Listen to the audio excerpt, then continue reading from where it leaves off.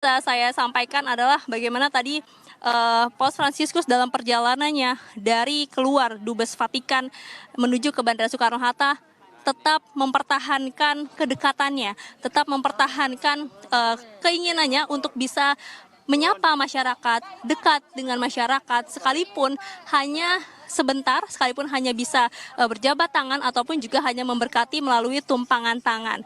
Nah, Adisti dan juga saudara, kita akan melihat secara langsung ini adalah rombongan dari Paus Fransiskus yang sudah tiba di VIP Bandara Soekarno-Hatta. Ini adalah rombongan pengawalannya pertama kali. Memang tetap ada pengamanan, tetap ada protokoler untuk tetap memastikan bahwa kepala negara Vatikan ini atau kepala negara Tahta Suci ini tetap berada dalam situasi yang aman. Nah, Paus Fransiskus masih menggunakan mobil SUV One yang juga tetap menurunkan jendelanya, kacanya untuk bisa dadah dan juga menyapa masyarakat secara langsung. Sayangnya memang tidak bisa berhenti di Bandara Soekarno-Hatta ini karena memang kalau kita melihat jadwal sebenarnya sudah harus berangkat pada pukul 9.45, tapi ini sudah pukul 10. Jadi nampaknya memang mereka mengejar juga perjalanan ataupun juga waktu untuk segera take off dan lanjut ke negara Papua Nugini. Tapi tentu sudah terdengar tadi bagaimana antusias dari masyarakat, warga-warga yang sudah datang dari pagi tetap menyapa, tetap memanggil Paus Fransiskus dan juga menyanyikan lagu-lagu untuk mengantarkan Paus Fransiskus melanjutkan perjalanannya ke Papua Nugini. Jadi, Adisti, kita akan menyaksikan bersama-sama Paus Fransiskus bersiap menaiki pesawat dan juga akan melanjutkan perjalanan apostoliknya ke yang ke-45 ke negara berikutnya. Tentu yang di-highlight adalah dan juga yang akan tetap diingat oleh masyarakat Indonesia, bagaimana kesederhanaan, bagaimana toleransi, bagaimana kedekatan dan keramahan dari Paus Fransiskus ini yang akan tinggal menjadi kenangan dan juga menjadi momen bersejarah bagi Indonesia yang sudah bisa menyambut Paus Fransiskus untuk datang ke Indonesia dalam lawatannya atau perjalanan apostoliknya yang ke-45. Baik, terima kasih informasinya jurnalis Kompas TV Triksi Valencia melaporkan langsung dari Bandara Soekarno-Hatta Tangerang, Banten. Dan yang Anda saksikan ini adalah mobil dari Paus Fransiskus yang sudah tiba di landasan Bandara Soekarno-Hatta Tangerang, Banten, saudara. Dan nantinya Paus Fransiskus ini sebentar lagi dalam hitungan menit saja akan meninggalkan Indonesia untuk melakukan kunjungannya ke Papua Nugini, saudara. Yang menarik sekali adalah ini tadi informasi dari Valencia mengatakan bahwa ini merupakan permintaan dari Paus Fransiskus menggunakan hanya pesawat komersil, bukan private jet. Mas Budiman. Ya itu kan konsisten. Ya konsisten sejak beliau memilih nama Francisco, kemiskinan. Kemudian dia menggunakan apa yang ada. Jadi tidak mau naik pesawat-pesawat jet atau apapun juga menggunakan pesawat komersial. Apa yang dirasakan oleh Paus dalam bahasa saya, itulah yang harus dia ingin merasakan kehidupan warga sekitarnya gitu loh. Sehingga tidak perlu kemudian tampil berbeda, menjadi punya kasta yang lebih tinggi, tapi dia sama. Mungkin Romo Sulis juga bisa menceritakan ketika beliau di Santa Marta tidak mau tinggal di istana, di apartemen biasa. Itu kan konsistensi gitu. Sehingga apa yang dilakukan, apa yang dikatakan, apa yang dikerjakan itu sesuai gitu loh. Nah, kalau kita kembali domestifikasi di Indonesia, kan beda. Apa yang dikatakan kadang-kadang berubah-ubah, apa yang dilakukan improvisasinya terlalu banyak variabel-variabel yang bisa mengubah sehingga orang tuh bingung ini sebetulnya apa. Tidak mau dispesialkan lah ya, biasa saja, sama seperti manusia biasa. Iya, karena itu kredonya kan dia lebih suka gereja menjadi yang miskin gitu kan. Kalau dalam bahasa kalau kata gereja itu diganti katakanlah, pemerintah itu menjadi bagian dari masyarakat, kampus menjadi bagian masyarakat, sehingga semuanya terdedikasikan untuk kepentingan publik yang lebih luas ya. Nah itu kan Paus sedang bersalaman dengan Menteri Agama ya, Menteri Agama untuk menuju, saya tidak tahu berbicara apa, apakah juga akan menyampaikan pesan-pesan yang sama yang disampaikan secara khusus kepada Menteri Agama, kita juga tidak tahu, tidak terdengar, tapi itu sesuatu yang penting ya sebelum meninggalkan tanah air menuju kepada ke Port Moresby gitu. Tapi harapannya sih pesan-pesan itu akan tetap, karena itu pesan universal ya, tetap bisa akan berlaku, dan sejauh mana akan itu bisa mengubah perilaku elit politik gitu, mengubah perilaku kita semua. Dan juga syukur-syukur kalau bisa mengubah perilaku kebijakan dari pemerintah agar punya afirmasi terhadap kelompok-kelompok yang termarginalkan gitu, tanpa harus kemudian menurunkan kelompok-kelompok yang lebih beruntung dari itu semua. Gitu. Oke. Banyak sekali pesan yang dibawa, dicontohkan dari seorang Paus Fransiskus di Indonesia, selain soal kesederhanaan tapi juga soal bagaimana tidak ada jarak di antara Paus Fransiskus dan juga warga. Termasuk juga kita lihat bersama bahkan pesawat yang digunakan oleh seorang Paus Fransiskus yang merupakan pemimpin tertinggi dari umat Katolik sedunia. Ini menggunakan pesawat komersial Garuda Indonesia, bukan private jet.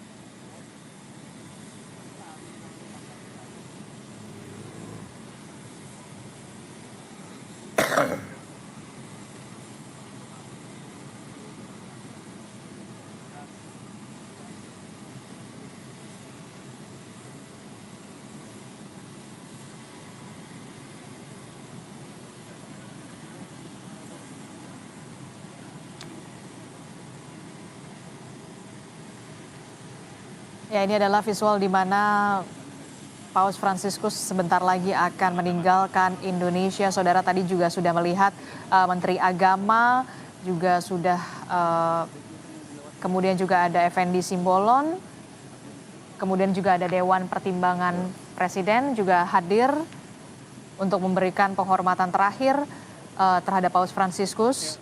Akan meninggalkan Indonesia, saudara, untuk melanjutkan kunjungannya ke Papua Nugini.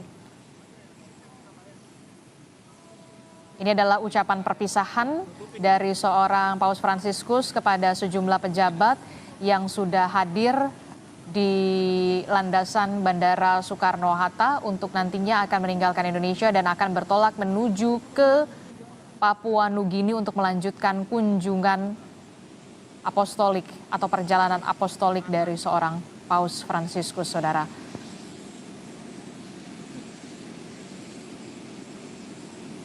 Kita tahu bersama Paus Fransiskus sudah berada di Indonesia sejak tanggal 3 September 2024 yang lalu dan akan melanjutkan kunjungannya ke Papua Nugini. Bahkan banyak sekali ini kita lihat bersama petugas-petugas dari bandara juga sudah mulai antusias sekali untuk bersalaman dengan seorang Paus Fransiskus yang merupakan pemimpin tertinggi dari umat Katolik sedunia. Saudara, kita akan lihat bersama. Oke, kita akan lihat.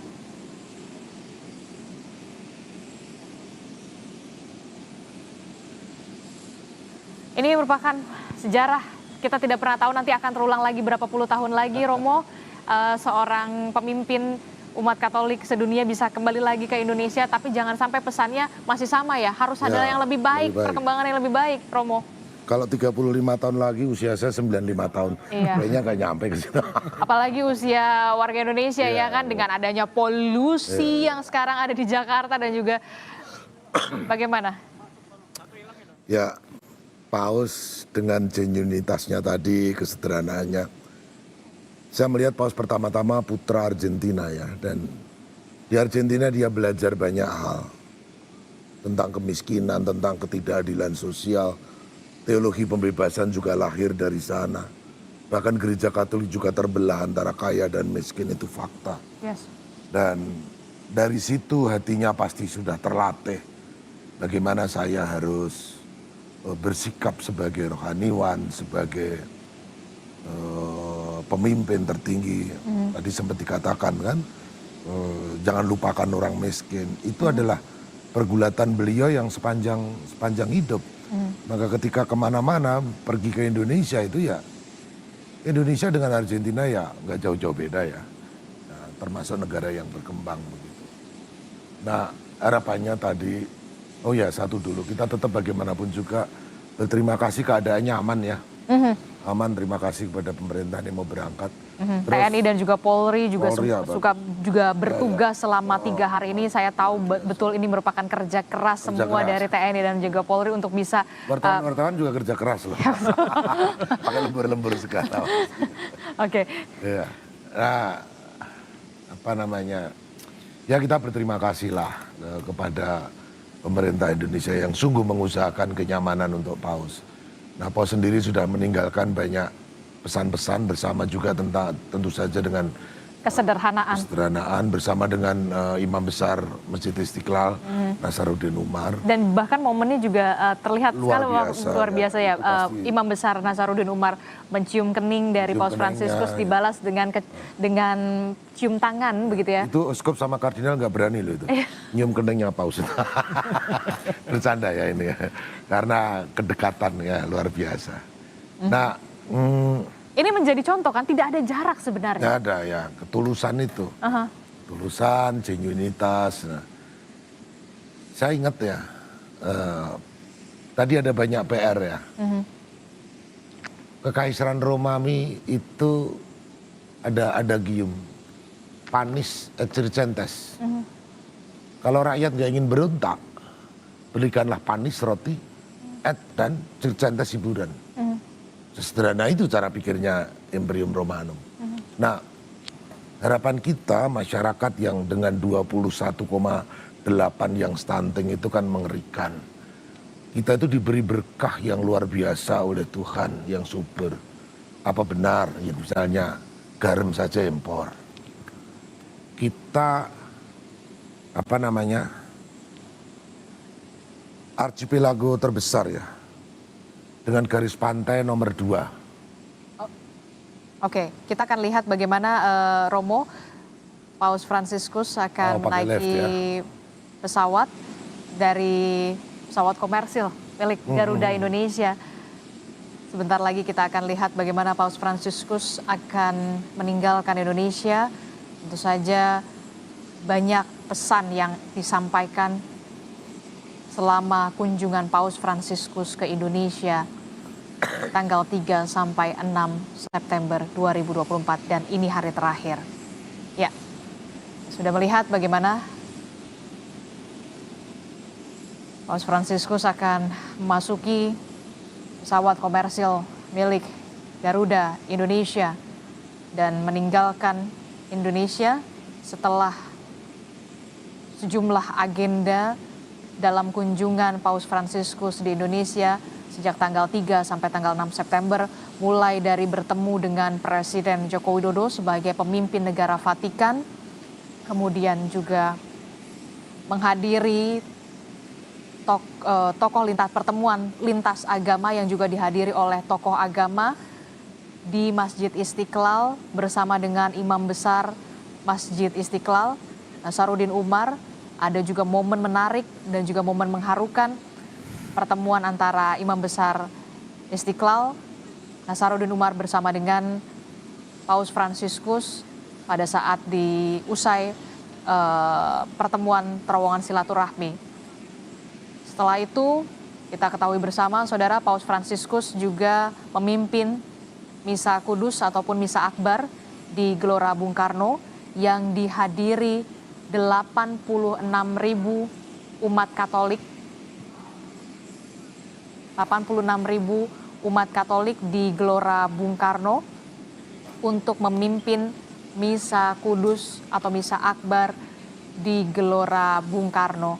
Ada banyak pesan dan juga misi yang disampaikan oleh seorang Paus Fransiskus dalam khotbahnya. Salah satunya adalah soal bagaimana tentang social justice atau keadilan sosial yang sampai saat ini terus didengungkan seorang Paus Fransiskus. Tidak adanya kekerasan hentikan kekerasan dan juga untuk terciptanya perdamaian dunia. Termasuk juga mengapa negara Vatikan begitu tertarik kepada Indonesia karena memang keberagaman dari agama dan juga budaya Indonesia, tapi kita tetap Bhinneka Tunggal Ika. Itulah yang kemudian kita harapkan ini jangan hanya menjadi event formalitas selama 3 hari, tapi implementasi yang harus dilakukan oleh seluruh umat, tidak hanya umat Katolik, tapi juga warga Indonesia, termasuk juga elit-elit kita, pemerintahan kita yang harus benar-benar bisa mengimplementasikan soal keadilan sosial, termasuk juga soal pola hidup sederhana. Iya, Gimana? jadi yang harus dibaca sebetulnya pesan soal katakanlah orang miskin. Itu pesan yang universal, ya, bukan semua agama akan berbicara soal orang miskin.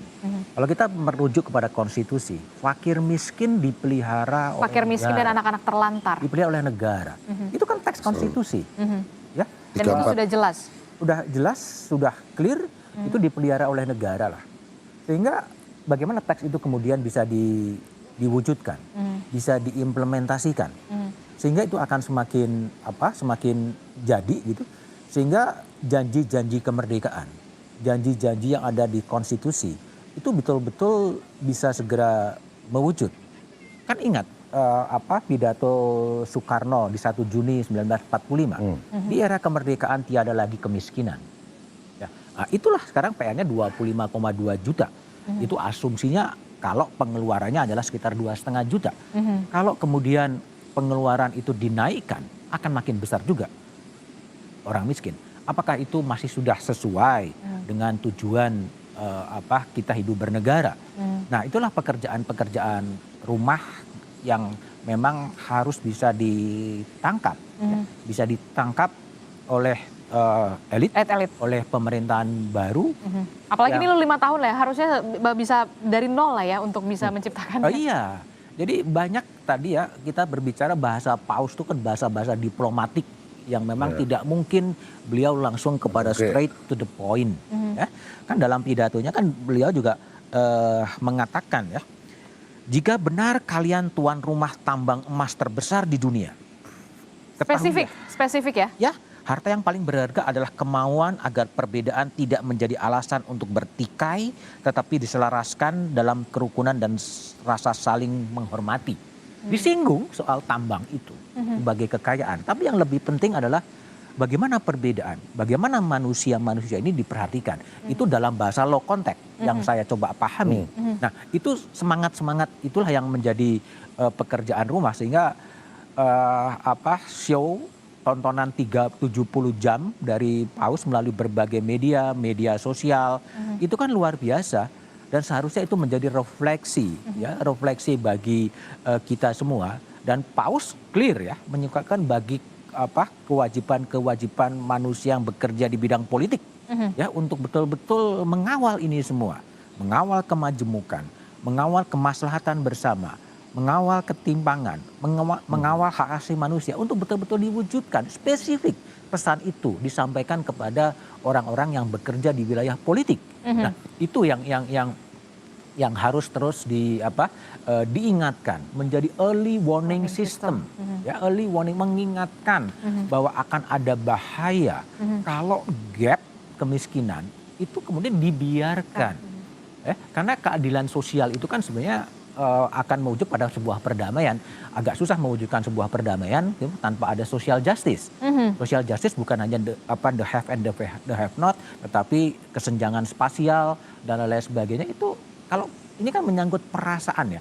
Orang yang merasa tidak adil, tidak adil, melihat yang begini, ini kan akan banyak lihat nanti setelah Paus ke Port Moresby, apa yang akan terjadi.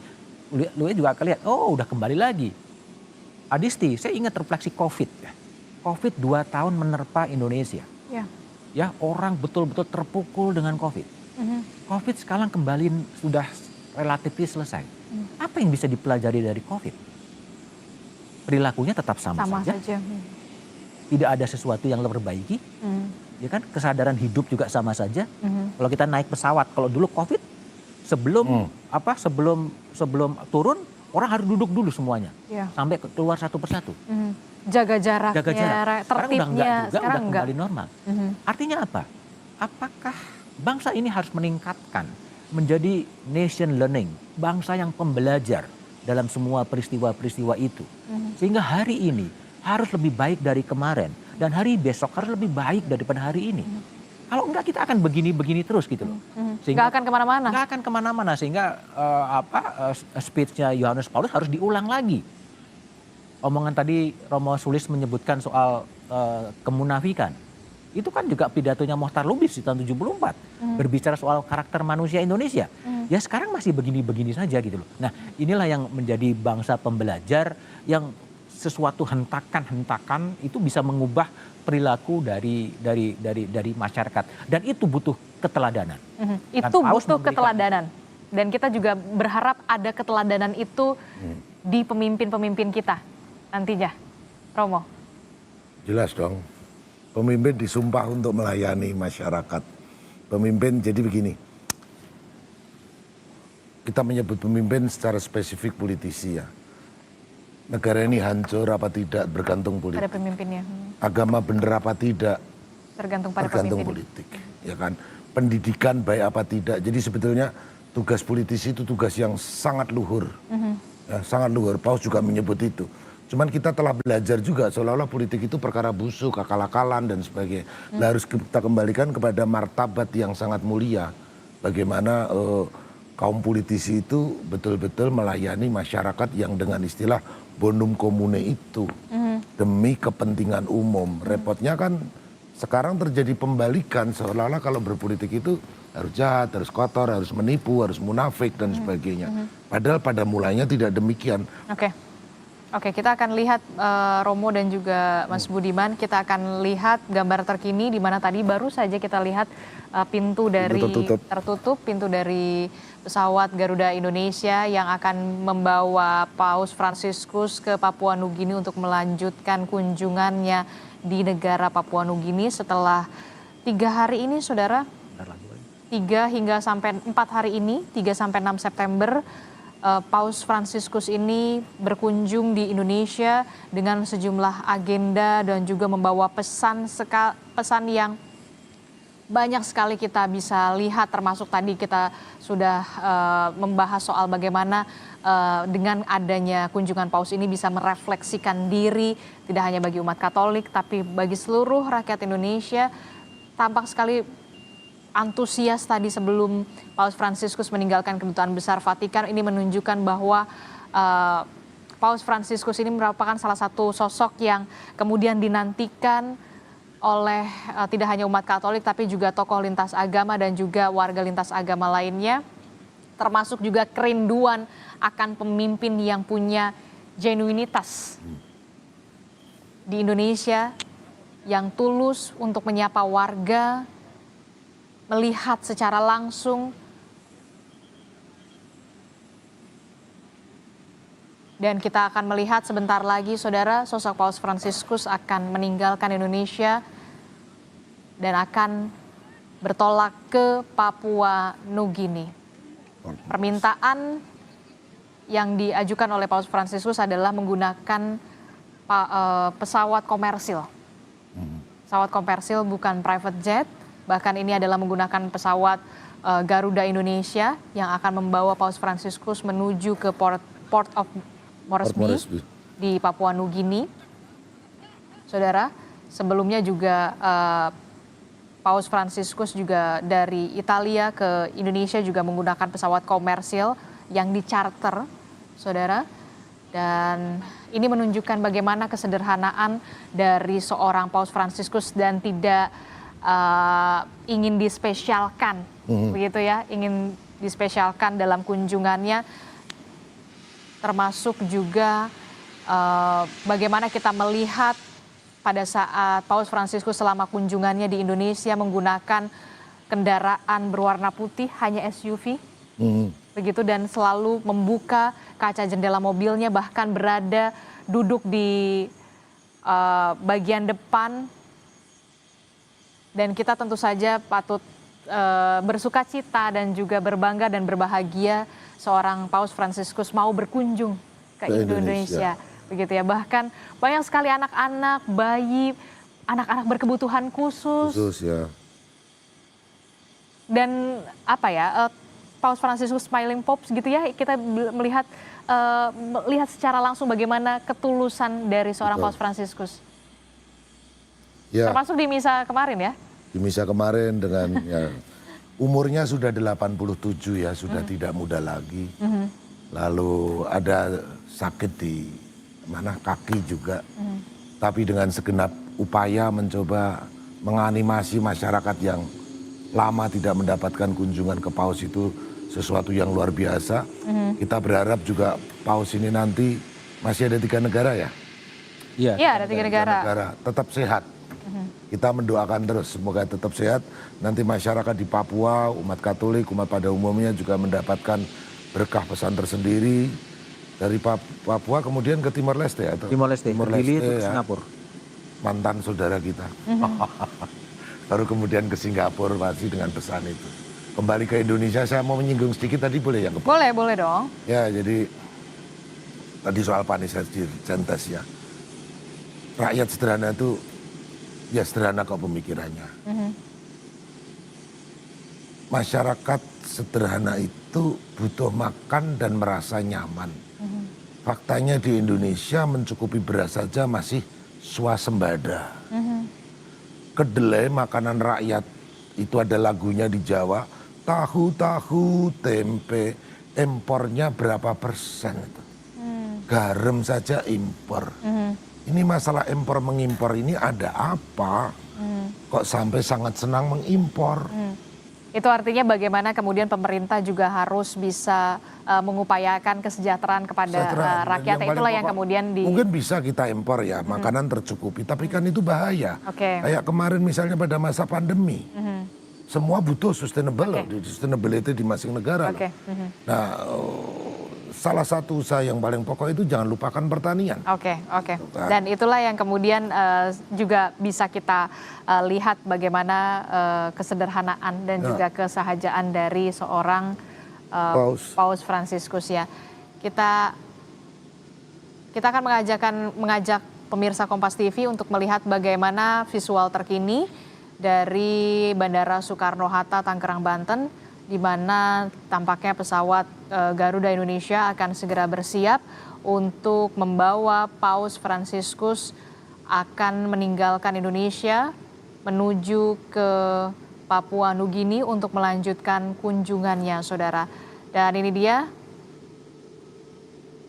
sejumlah, tadi kita sudah melihat juga Menteri Agama, begitu ya, juga sudah memberikan. Sebentar lagi kita akan melihat Paus Fransiskus akan meninggalkan Indonesia, saudara. Tadi juga sempat pekerja ataupun karyawan dari yang berada di landasan pacu juga bahkan antusias untuk menyalami dari Paus Fransiskus. Iya, itu genuinitas ya. Jadi ya kadang-kadang dia melihat, dipanggil, diberkatin gitu kan, itu kan sikap-sikap yang genuine gitu. Sehingga ya itulah sosok dari Paus Fransiskus yang saya pahami ya. Saya pahami, saya juga pernah ikut misa di Basilika Santo Petrus gitu, sehingga memahami ya begitu, selalu menyalami siapa yang dekat disalamin. Dan ya, tidak ada jarak ya, memang. Tidak ada jarak gitu, tidak ada jarak. Dan saya juga agak menarik ketika percakapan dengan salah seorang wartawan yang menanyakan soal di penerbangan dari Italia ke Jakarta, pandangan dari Paus Fransiskus soal imigran dan refugee gitu kan. Dia mengatakan imigran dan refugee selalu ada pada diri saya gitu. Itu kan menunjukkan sebuah komitmen yang luar biasa gitu. Orang-orang yang dieksklud oleh negara justru ada pada diri dia. Itu adalah simbol humanisme, simbol kemanusiaan yang lintas batas, yang tidak pernah dipahami oleh kepentingan-kepentingan negara, apalagi kepentingan-kepentingan politik. Nah, inilah yang menjadi sosok yang penting. Sudah akan sudah bergerak. Iya, kita akan lihat bagaimana yang hadir di landasan pacu juga sudah melambaikan tangan ucapan perpisahan kepada Paus Fransiskus yang segera meninggalkan Indonesia, saudara.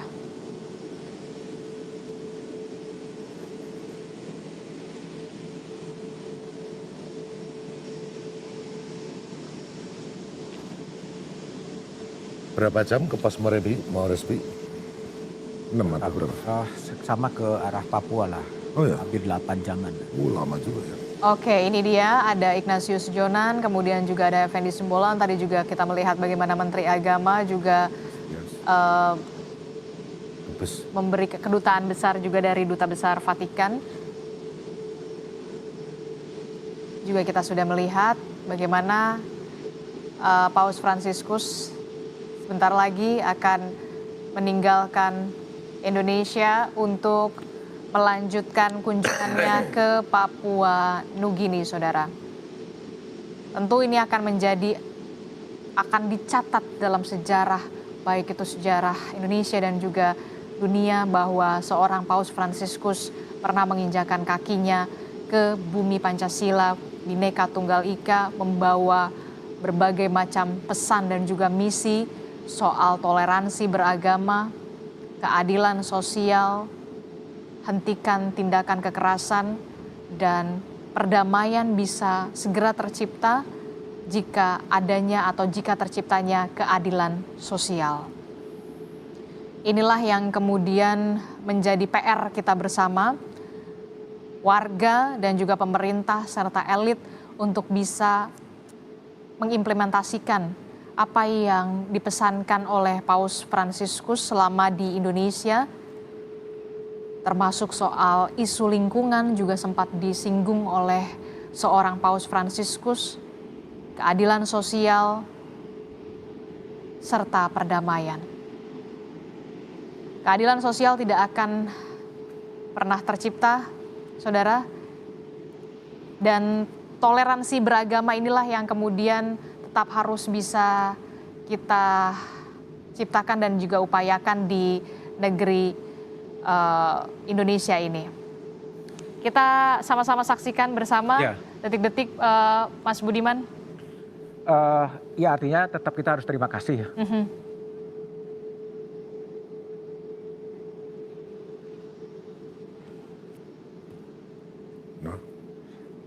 Ya, artinya apapun semuanya sudah berjalan dengan lancar, dengan baik. Ya, terima kasih pada pemerintah Indonesia. Ya, yang telah mengusahakan banyak untuk Paus. Mengusahakan banyak untuk gereja, ada persahabatan dari dua negara. Dan tentu saja pesan-pesan dari Pak Jokowi juga nyambut. Bapak Nasaruddin Umar, imam besar masjid, juga memberi poin-poin. Dan Paus memberikan banyak poin. Itu berarti sekali lagi itu PR untuk kita sebagai bangsa yang besar. Sebagai bangsa yang besar, archipelago nomor 1 atau nomor 2, itu luar biasa, kekayaan sudah banyak disebut. Cuman kita juga punya masalah yang sangat besar sebagai bangsa. Dan kalau tadi jangan sampai stuck. Saya hanya mau mengutip kata-kata Bung Karno, jas merah. Karena kalau bangsa yang tidak belajar dari sejarah, ya kita akan jatuh kepada pengalaman yang sama, itu lagi. Misalnya pada zaman Soeharto, itu menggunakan teori Rostow, teori pembangunan, tinggal landas dan sebagainya. Dibikin GBHN dan seterusnya. GBHN ada. Nah, sekarang pemerintah mencoba membuat ada tujuan 2045 ya. Kita kembali lagi melihat bagaimana visual terkini di mana pesawat Garuda Indonesia yang akan membawa Paus Fransiskus melanjutkan lawatannya atau kunjungannya ke Papua Nugini ini akan lepas landas, saudara.